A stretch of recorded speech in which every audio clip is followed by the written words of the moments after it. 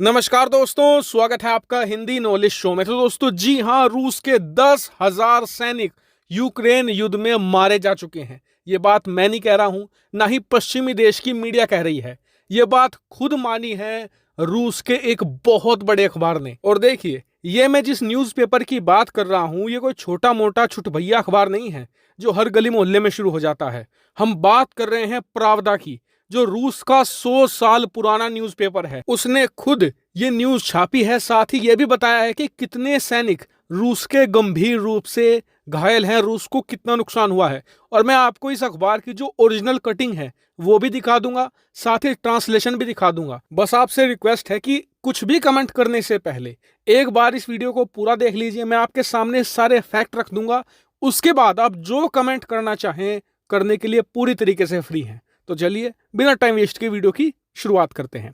तो दोस्तों, रूस का एक बहुत ही पुराना न्यूज़पेपर है जिसका नाम है कोमसोमोल्स्काया प्रावदा। जनरली ये प्रावदा के नाम से बहुत फेमस है और इसे एक प्रो क्रेमलिन न्यूज़पेपर कहा जाता है, यानी कि ऐसा न्यूज़पेपर जो रूस की सरकार के प्रति वफादार हो। अब हुआ क्या कि कल इसने एक बड़ी रिपोर्ट छापी जिसमें उन्होंने बताया कि जो रूस का रक्षा मंत्रालय है उसके पास ये इंफॉर्मेशन है कि यूक्रेन में जो इनका स्पेशल ऑपरेशन चल रहा है उसमें अब तक 9,861 रूसी सैनिक मारे जा चुके हैं। इतना ही नहीं, करीबन 16,153 रूसी सेना के जवान घायल हैं। और आप लोग स्क्रीन पर देखिए जो ओरिजिनल आर्टिकल है प्रावदा का वो, और उसकी साइड में मैं आपको इंग्लिश में ट्रांसलेशन भी दिखा रहा हूं, आप देखकर कंफर्मेशन कर सकते हैं।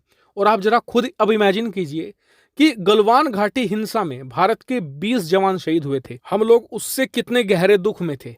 अब रूस की हालत आप सोचिए, 3 हफ्तों के अंदर 10,000 जवान उनके मारे जा चुके हैं। कितना बड़ा झटका है रूसी लोगों के लिए ये। और देखिए, पुतिन को भी पता है कि ये रिपोर्ट पढ़कर लोगों के अंदर उनके प्रति गुस्सा और नफरत बढ़ सकती है, इसीलिए कुछ ही देर के अंदर इस आर्टिकल का सफाया कर दिया गया। साथ ही सोशल मीडिया पर जब इसे तेजी से शेयर किया जा रहा था तो वहां से भी इसे पूरी तरीके से रूसी सरकार ने हटवा दिया है। लेकिन इसने रूस के अंदर चर्चाएं गर्म कर दी हैं कि क्या सरकार हमसे झूठ बोल रही है, क्योंकि रूसी सरकार ने अपनी जनता को यह बताया कि अब तक करीबन 500 सैनिक हमारे मारे गए हैं।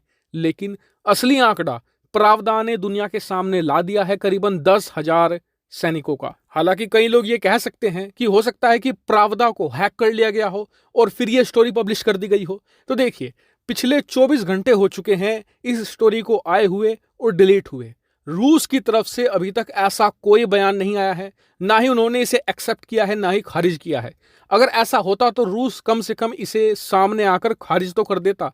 ऐसे में हैकिंग की संभावना यहां पर नहीं लग रही है। और देखिए, हो कुछ भी, व्लादिमीर पुतिन फंस तो बहुत बुरा गए हैं, क्योंकि एक तो जिस रफ्तार से वो यूक्रेन पर कब्जा चाहते थे उससे 20 गुना से भी कम रफ्तार है उनकी सेना की। कुछ खास बड़े शहरों पर वो कब्जा नहीं कर पाए हैं। कैजुअलिटी लगातार बढ़ती ही जा रही हैं। और आप खुद सोचिए, उस देश का मोराल कितना डाउन चला जाएगा जब उसके सैकड़ों नहीं हजारों सैनिकों की लाशें अलग अलग गांवों और रूस के अलग अलग शहरों में पहुंचेंगी। वो तो पुतिन के खिलाफ और ज्यादा भड़केंगे। ऐसे में कहीं ये ना हो कि यूक्रेन को कब्जाने के चक्कर में पुतिन रूस की अपनी सत्ता और कुर्सी ना गवा बैठे, क्योंकि इसके आसार अब बढ़ते ही जा रहे हैं। हालांकि इस पूरे इंसिडेंट पर आपका क्या मानना है कमेंट करके जरूर बताइएगा। फिलहाल इस वीडियो में इतना ही। Thank you very much for watching video.